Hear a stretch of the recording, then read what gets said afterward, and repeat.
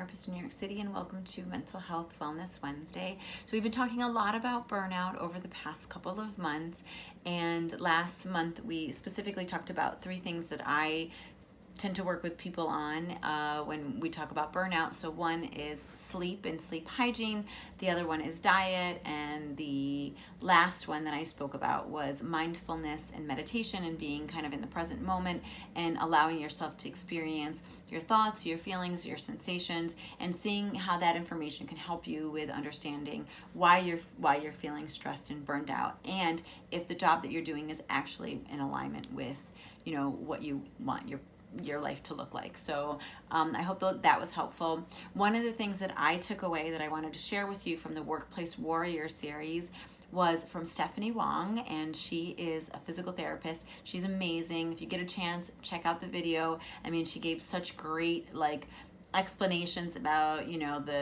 our autonomic nervous system, our physical system, ergonomics in terms of like how we should be sitting.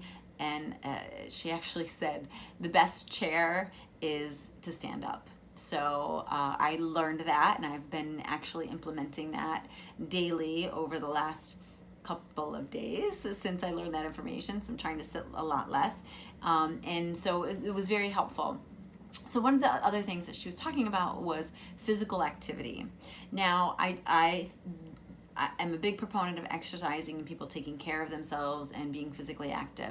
The interesting thing is that one of the first symptoms of burnout is physical exhaustion and mental exhaustion. And so it's kind of like trying to figure out in my head, well, you know, if you're kind of physically exhausted, like, is exercising going to be really that helpful for you when you're in that state? So, interestingly enough, I found an article which was actually a meta-analysis study of burnout and physical activity. So I'm just going to read some information to you because I think it's very helpful. And this is a lot what Stephanie was talking about, that regular physical activity actually has both psychological and physiological benefits to prevent burnout and to address burnout.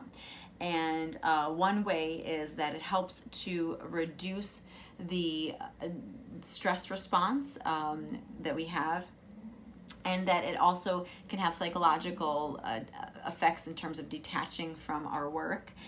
Regular physical activity also increases people's self-efficacy that they found in several studies, and that could spill over to the work domain.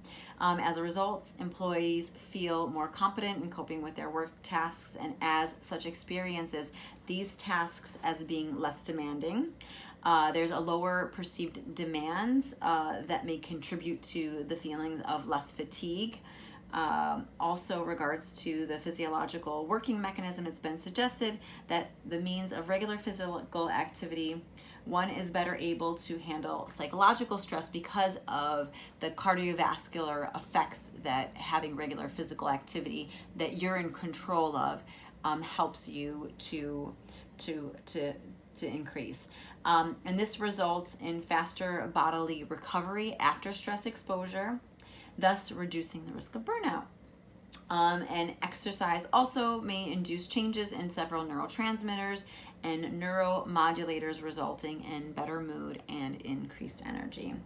So, I mean, you know, one of the things that Stephanie also mentioned was that, yes, it gets your body into fight or flight initially, especially if you're doing some high impact workout, but it is overall helpful for your body because your body has that control and that cardiovascular kind of fitness. So it's really interesting, and I think it's something to be thinking about in terms of a wellness routine. We also had an amazing yoga instructor, Everitt, who talked a lot about how just allowing your body to rest and restore and recover is also a part of being physically active, even though it doesn't feel like you are being physically active.